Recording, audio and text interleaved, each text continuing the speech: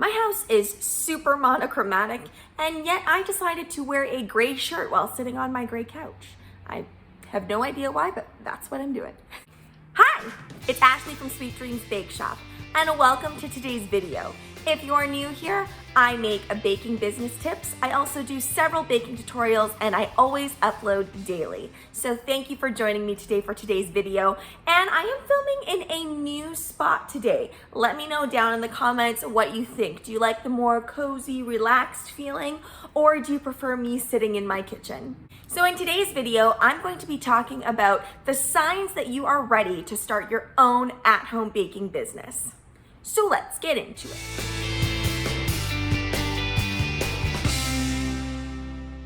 The first sign is that you have the time. That, first and foremost, is the most important. Whenever you're starting something new, you have to have ample time because you really have to make sure that you have time to troubleshoot, time to put in the work to make all of your products, and to build up your portfolio. I've mentioned this in past videos, how important it is to really start to kind of work for free so that you can build up that portfolio if you haven't been doing this for a long time. People want to see your past work. So this is going to take a lot of hours and a lot of days. You're also going to have to kind of be really focused about what you're going to be doing with your business. So all of that planning, all of that scheduling, it takes a lot of time. And I should really clarify what I mean by time. I don't just mean an hour a day and you're going to be fine. You need to be able to designate large chunks of time of your day to your business. Now, of course, this is only going to happen for the first little bit. Once you get your business going, you can obviously lessen the amount of time that you put into your business and you can control how much time you're going to put into it. But when you're starting out, you really want to hit the ground running. So it's best if you have ample amount of time to take on orders, to deal with different issues that might come up. And also you're going to be running around a lot trying to pick up different materials and supplies.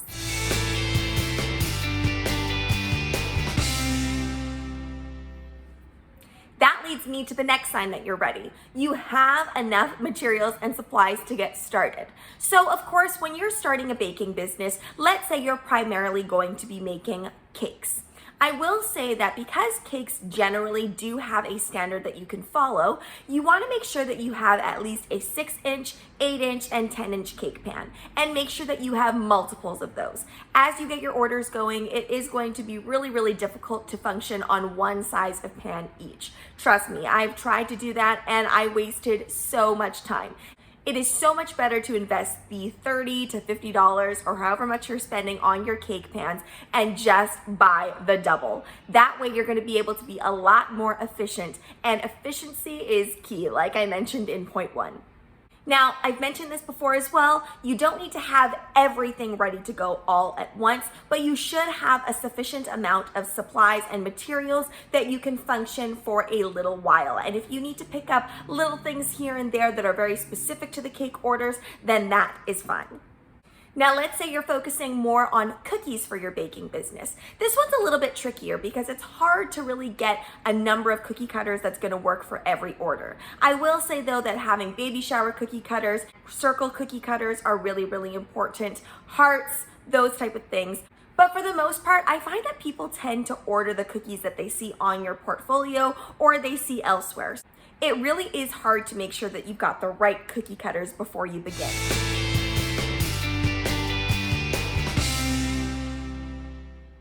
Another sign is that it's very you-driven. So sure, somebody might have given you the idea that your stuff is great and you should open up your own home baking business. But if you feel forced into this in any way, shape, or form, you're probably not quite ready and you're not quite there to start your own at-home baking business. The passion has to come within yourself. Now, you might still feel a little bit nervous about selling your product. You might feel like you're not good enough to sell your product, which I have made plenty of videos about why that is very untrue. So you can check one of those out if you need a little pep talk. But if you have the passion and the drive to work super hard in order to make this dream come true for yourself, I think that is something super important in order to indicate that you are ready.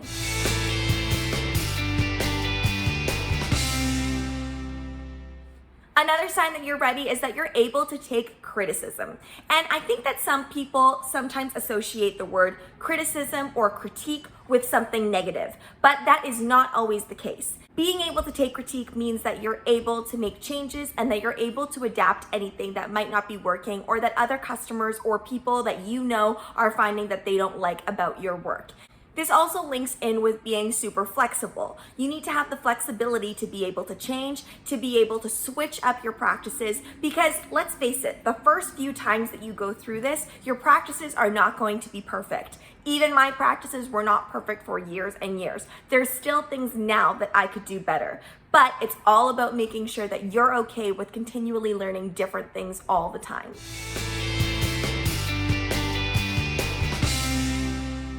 This is really important as well. I mean, I guess all the things on the list are important, but I think being organized is something that a lot of people don't necessarily think a home baker needs to be. But if you're going to stay on top of your orders, and let's say you are going to make, 10 orders a week, which is not an outrageous amount, but it is a lot, especially if you already have a full-time job that has nothing to do with baking. And for some people, this type of skill does not come naturally. But even if it doesn't come naturally to you, that does not mean you can't be an at-home baker. It just means that you need to work on this skill. You need to make sure that all of your orders are well organized, and you need to make sure that you have an order of things that you're going to execute. Staying organized is going to prevent things like fails from happening and your customers showing up at your door and you not having their order ready. This also links in with having enough time. If you're not super great at staying organized, you at least need to have the time available for you to learn that skill and to hone in on that particular skill.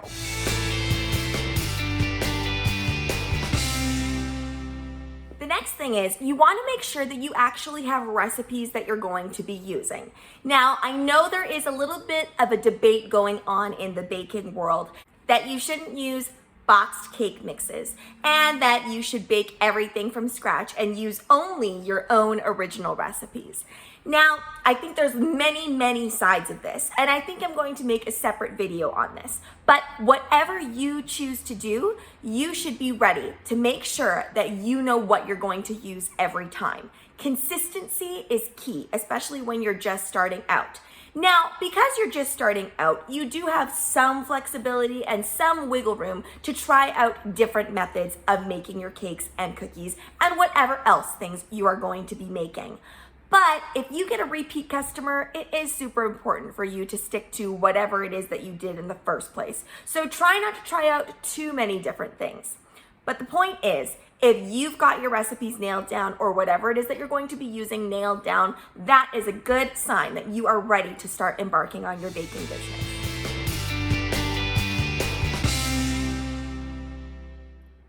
The next sign that you're ready is that you've mastered your craft to a point. So why I say that is because obviously you're never truly going to be super masterful of your craft. Even the masters of the world that are amazing with cake and pastry and dessert still have things that they're continually learning every day. That's why they're such phenomenal cake decorators and cookie decorators, because they're continually learning. So what I mean by mastered to a point is that you know the basics. You know how to do things with confidence, and you've done those things at least 3 times without failure occurring. So what I mean by that is you've tried to cover a fondant cake, for example, and had it perfectly smooth, nothing leaking out, and everything really nice and clean 3 times in a row. If that happens, then you know you've mastered that skill enough to be able to sell it confidently.